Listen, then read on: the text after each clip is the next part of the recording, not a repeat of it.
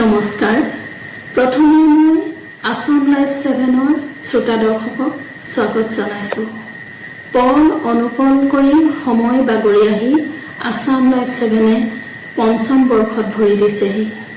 বিগত সময়ছোৱাত আসাম লাইভ 7এ সত্য শুদ্ধ আৰু নিৰ্ভীকতাৰে সমাজলৈ সেৱা আগবঢ়াই আহিছে এফালে যেনেকৈ নিশ্চজনৰ কাষত থিয় হৈছে আনফালে সুপ্ত প্ৰতিভাসমূহ চিনাক্ত কৰি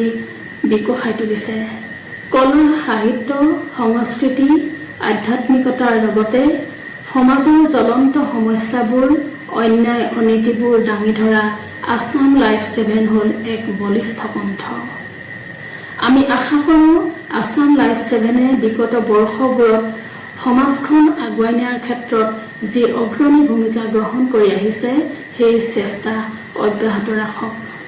প্ৰতিষ্ঠা দিৱসৰ এই শুভক্ষণত আসাম লাইভ 7লৈ জনাইছো মোৰ ফালৰ পৰা আন্তৰিক অভিনন্দন জয়তু আসাম লাইভ 7 ধন্যবাদ